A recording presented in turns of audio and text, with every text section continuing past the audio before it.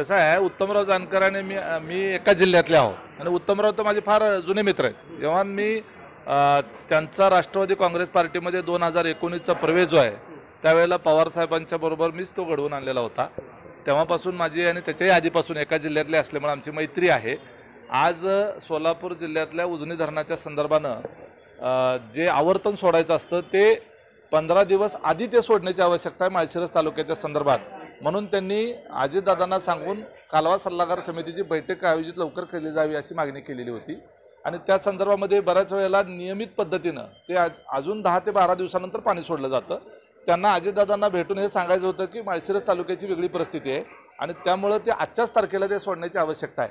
आणि याच्याकरता म्हणून ते दादांना ब्रीफिंग करण्याच्या करता म्हणून ते सर्किट हाऊसला त्या ठिकाणी गेले होते. माझी स्वतःची काही दादांकडे कामं होती. मी तर तुम्हाला माहिती आहे मी प्रवेश केलेलाच आहे.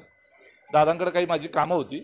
दादांच्याकडे गर्दी असल्यामुळं आणि त्यांना इथली मिटिंग असल्यामुळं ते म्हटले गाडीत बसून बोलू आणि म्हणून आम्ही गाडीमध्ये बसून त्या सर्किट हाऊसपासून ते विधानभवनापर्यंत गाडीत बसून आलो. एवढाच.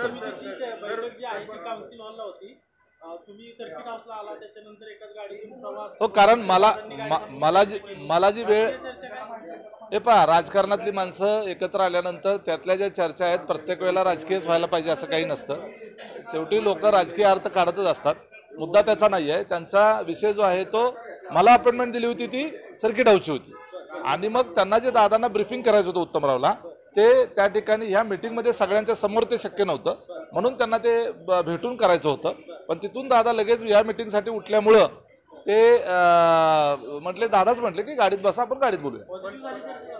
हा, दादांच्या सोबत. दादा कसं आहे की शेतकऱ्यांच्या संदर्भातला विषय आहे. शेतकऱ्यांच्या जीवन मरणाच्या संदर्भातला पाण्याचा विषय हा असतोच, आपल्याला सगळ्याला माहीत आहे. त्यामुळे लोकप्रतिनिधी हा कुठल्या पक्षाचा आहे कुठल्या पार्टीचा हे न पाहता लोकांच्या दृष्टिकोनातून जर महत्त्वाचं काही असेल तर दादा त्यामध्ये सकारात्मक असतात. पण सर, गाडीत तुम्ही असताना तुम्ही जानकर साहेब आणि दादा त्यावेळेस त्यांनी ड्रायव्हरला पण उतरवलं, आणखी एका व्यक्तीला उतरवलं. नेमकी अशी काय मोठी चर्चा? हा, तिघच तुम्ही गाडीमध्ये होता. नेमकी एवढी मोठी चर्चा काय झाली? कागद तुम्हाला दिला दादाने उतरला, त्या कागदात काय आहे? माझा कागद दादांकडे दिला होता माझ्या कामाचा. तो दादांनी वाचून माझ्याकडे परत माघारी दिला. आता इतकं बारकाईनं जर तुम्ही सगळे कॅमेरा लावून बसलेला असाल तर त्याला काय, तुम्ही तिघच गाडीत होता पुढे काय घडामोडी घडणार आहे? आमची चर्चा जी आहे ती त्यांना समजून सांगत होते उत्तमराव जानकर की बाबा हे 15 दिवस अगोदर पाणी सोडण्याची आवश्यकता कशी आहे.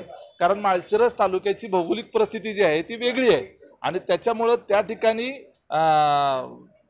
हे जे तुमचं नियमित पद्धतीनं 15 तारखेला जे पाणी सोडलं जाणार आहे ते आता 1 तारखेला सोडा. बैठक आतमध्ये आहे, चर्चा गाडीत झाली पाणी सोडण्याची. हे बघा, आता ते कुठंतरी हो ना, गाडीत बसलो काय आणि ऑफिसमध्ये बसून केली काय, चर्चा शेवटी होण्याला महत्व आहे. त्यांना विषय पटवून देणं महत्वाचं होतं. तो त्यांनी व्यवस्थित पटवून दिलेला आहे.